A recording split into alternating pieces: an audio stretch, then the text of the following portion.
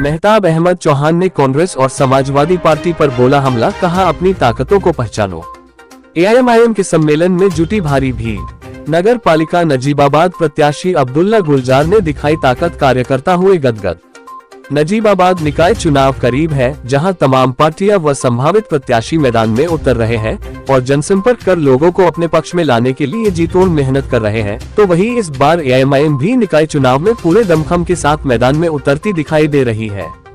इसी क्रम में बीती देर शाम नगर के घूंघट मैरिज हॉल में ऑल इंडिया मजलिस-ए-इत्तेहादुल मुस्लिमीन से चेयरमैन पद के भावी उम्मीदवार अब्दुल्ला गुलजार की ओर से कार्यकर्ता सम्मेलन आयोजित किया गया।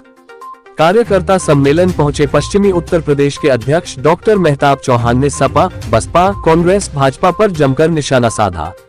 उन्होंने कहा कि मुसलमानों के मसले पर केवल असदुद्दीन ओवैसी ही बोलते हैं। सीए, एनआरसी, 3 तलाक, बुलडोजर, हिजाब, मदरसा आदि मुद्दों पर केवल ओवैसी ही बोले हैं। सपा, बसपा हमारे मुद्दों पर नहीं बोलती। अपनी ताकत को पहचानो और बैरिस्टर असदुद्दीन ओवैसी के हाथों को मजबूत करो। उन्होंने आगामी निकाय चुनाव में नगर पालिका नजीबाबाद से चेयरमैन पद के भावी उम्मीदवार अब्दुल्ला गुलजार को वोट व सपोर्ट की अपील करते हुए कहा कि अब्दुल्ला गुलजार ने बिना चेयरमैन रहे सर्व समाज व नगर की जनता को फ्री ई रिक्शा सवारी की सौगात दी है, फ्री बॉडी चेकअप मशीन दी है, जो सराहनीय है। कार्यक्रम आयोजक व चेयरमैन पद के उम्मीदवार अब्दुल्ला गुलजार ने सभी का आभार व्यक्त करते हुए कहा कि नगर की जनता ने इस बार बदलाव की ठान ली है। यहाँ पिछले कई सालों से विकास नहीं हुआ है, जलभराव की समस्या एक बड़ी समस्या है। उनके चेयरमैन बनने के बाद यहाँ स्वास्थ्य, शिक्षा आदि पर काम होगा। इस मौके पर शमीम अहमद तुर्क, हाफिज वारिस, कार्यवाहक जिलाध्यक्ष हकीम अब्दुल सलाम, इंतजार मूसा आदि ने भी अपने विचार व्यक्त किए। चेयरमैन पद के उम्मीदवार अब्दुल्ला गुलजार द्वारा आयोजित कार्यकर्ता सम्मेलन में उमड़ी भीड़ को देख गदगद नजर आए। बड़ी संख्या में समर्थक, शुभचिंतक, कार्यकर्ता ढोल, नगाड़ों व जुलूस की शक्ल में कार्यक्रम में पहुंचे। अब्दुल्ला गुलजार ने सभी का आभार व्यक्त किया। नजीबाबाद से नईम सिद्दीकी की यह खास रिपोर्ट।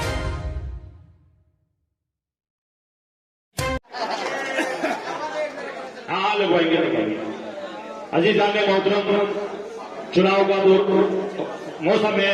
तमाम समाज की पार्टियां अब आप लोगों के पास में आने वाली हैं। तमाम पार्टियों के लोग आपके बीच में आएंगे, आकर के फिर वही 75 साल से जो आपको जो रोना वो रोते रहे, वही फिर एक बार रोने वाले हैं। फिर आपको संघ और भाजपा का डर दिखाएंगे, यहाँ तक कहेंगे, क्योंकि मजलिस पहले नहीं थी, अब मजलिस भी आ गई है। तो वो हमें भारतीय जनता पार्टी की बी टीम भी बताएंगे, मेरे नेता को भाजपा का एजेंट भी कहेंगे। यहां तक कहेंगे कि अब्दुल्ला गुलजार साहब को तो भाजपा वालों ने खड़ा कर रखा है।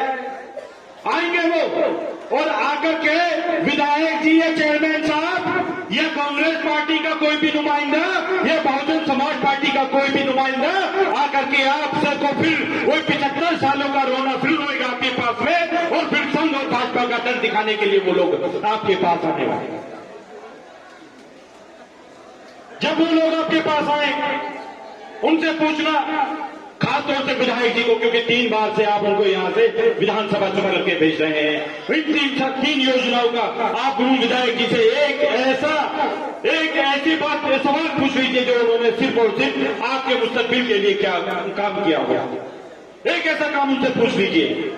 मैं आपसे भरोसा दिलाता हूं, विधायक जी आपको बता नहीं पाएंगे कि नगर पालिका नजीबाबाद के अंदर, चेयरमैन साहब आपको बता नहीं पाएंगे कि नगर पालिका नजीबाबाद के अंदर लड़कियों का कॉलेज क्यों नहीं है, अच्छा हॉस्पिटल क्यों नहीं है, स्कूल क्यों नहीं है, नाली खंजे क्यों नहीं है, जल भराव की समस्या क्यों है। इन बातों का उनके पास कोई जवाब नहीं होगा। अगर जवाब होगा तो क्या कहेंगे, मजलिस को वोट मत देना, भाजपा जीत जाएगी। अब्दुल्ला गुलजार को वोट मत देना, भाजपा जीत जाएगी। लेकिन अब आपको बड़े सोच समझकर फैसला लेने की जरूरत है। 75 साल में जिन लोगों ने लूटा, उनको लूटने की जरूरत है। लूटेंगे कैसे, मैं बताता हूं आपको लूटने का तरीका। विधायक जी आपके पास आए, चेयरमैन साहब आपके पास आए, आपको नोट दे नोट ले लेना, कोई सामान दे सामान ले लेना, बिरयानी खिलाए बिरयानी खा लेना, जो भी वोट है वो सब चीजें उनसे ले लेना। लेकिन जब वोट डालने का टाइम आए, सुबह सवेरे उठकर पोलिंग बूथ जाना और बिस्मिल्लाह पढ़ के शहादत वाली उंगली से चुनाव चिन्ह पतंग के सामने वाला बटन इतना दबा देना कि विधायक साहब हो या चेयरमैन साहब हो, नजीबाबाद को भूल जाएंगे, नजीबाबाद तो भूल जाए। देखिए, इस चुनाव में ना किसी की सरकार बनेगी ना बिगड़ेगी। इस चुनाव से